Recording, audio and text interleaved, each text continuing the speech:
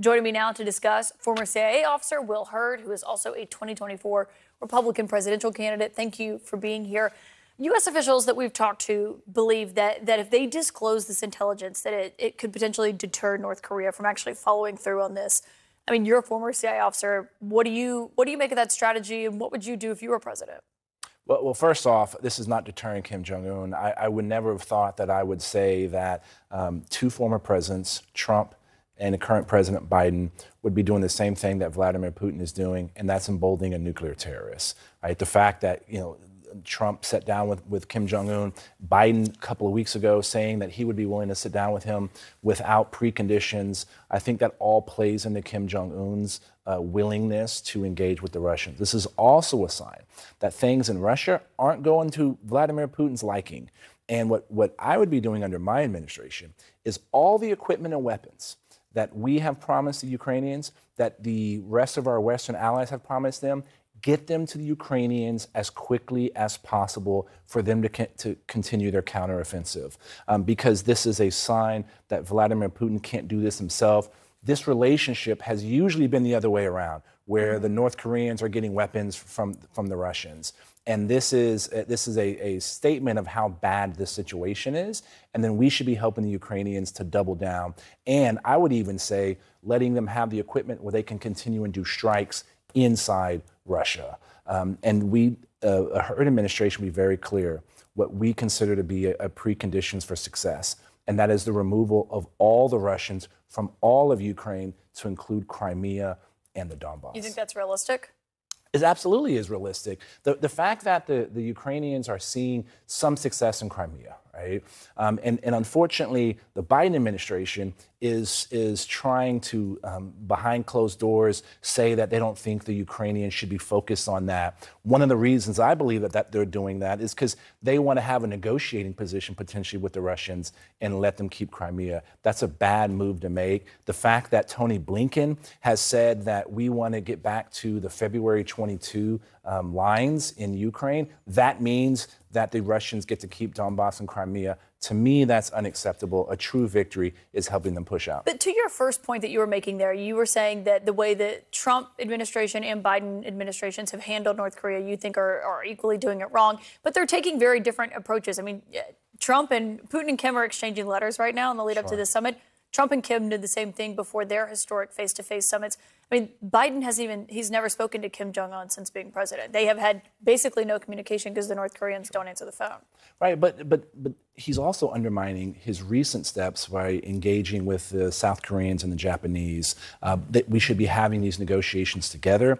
We should be including the Australians in any conversation. And this is one area where the United States and China could actually cooperate when it comes to North Korea, because the Chinese do not want a nuclear war on the Korean subcontinent, because that's going to lead to millions of refugees, North Korean refugees, on the Chinese border, and the Chinese can't handle that. So this is how we should be looking at this area. And look, Kim Jong-un wants to stay in power. He wants to be fat, drunk, and happy and die, being a rich man. And what we need to make sure is that we contain him with all of our allies in that region. But what does Biden need to be doing differently on North Korea specifically? I mean, just saying he'd sit down with him, there's no sign that that's even close to happening. Well, I wouldn't be talking about no preconditions. You would have preconditions. You would have preconditions. Number one, you got stop the nuclear.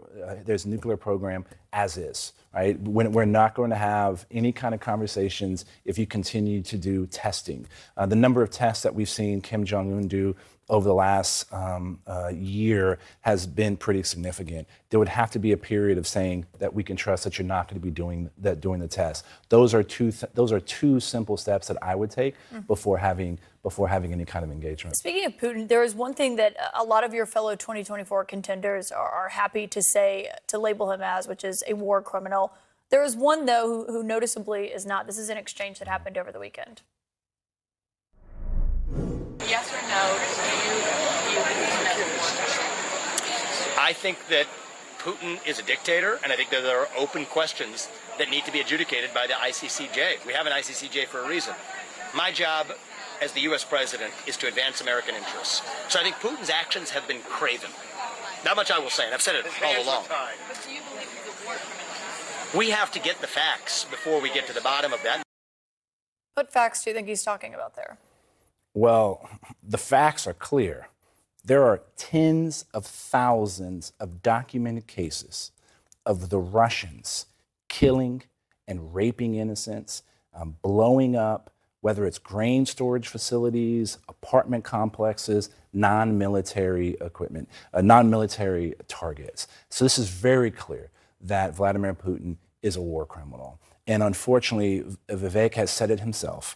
He's only been paying attention to foreign policy for the last 6 months, and it shows. His policies are ignorant. He acts like he knows everything, but he's always wrong when it comes to foreign policy. And it's dangerous to have someone who's running to be the president of the free world who is willing to kiss the butt of a war criminal like Vladimir Putin. It's not hard to call it what it is, and it's unfortunate there's people in that race. And if other folks, if people are afraid, your viewers are worried about that, then they want to support someone who is not going to kiss the butt of dictators like that, go to hurdforamerica.com. But what about the numbers? I mean, he has gone up. In our polling today that was done after that first debate, Vivek Ramaswamy went from 1% to 6%. I mean, your polls have not changed in that way. I mean, are you out of step with where your voters are today? I wouldn't say that I'm out of step, but $15 million goes a long way in moving those poll numbers. I'm not going to discount the fact that he's smooth, but there's also a lot of people that are turned off by him.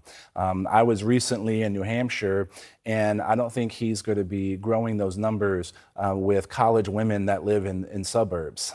They've turned off by some of the ways he acts and the things that he communicates. And it's, we have 9/11 coming up here, the conversation that y'all had. This guy is, I think, running to try to be the chief gaslighter of the United States, where he says one thing and then changes direction in the same interview. To me, that's just unacceptable. And again, the poll numbers are the poll numbers, but that's not something that we should be having in the leader of the free world. But what about the who could be the leader of the free world again soon, Trump potentially, if he is the nominee? Sure. In this poll, Republicans and Republican-leaning independents say, if true, the charges that he is facing across 4 criminal charges, they don't think are relevant to his fitness for the office. I mean, that's what Republican voters think. People you are trying to get to make you the nominee. How do you make that argument to make you the nominee if that's where they stand? If this poll is true, then the Republican Party is going to continue a 20-year trajectory of losing the popular public votes. If Donald Trump is our nominee, he is a proven loser. He lost in 2018. He's lost the White House and the Senate in 2020. He prevented a red wave from coming to power. And here's what I believe. If people are worried about those numbers, then guess what? We need you to vote. If you're worried about that rematch from hell between Donald Trump and Joe Biden, then those people that only vote in general elections, we need you to vote in primaries. We need you to vote in the Republican primary. Only 23% of Americans vote in a primary. So if you want better options in November, then we need you to start getting engaged now to prevent something like this from happening. Because again, America deserves better than Donald Trump and Joe Biden. That's one of the reasons why I'm running and we're taking the message to places like New Hampshire and Iowa. Well, Hurd, thank you for being here tonight. Always a pleasure.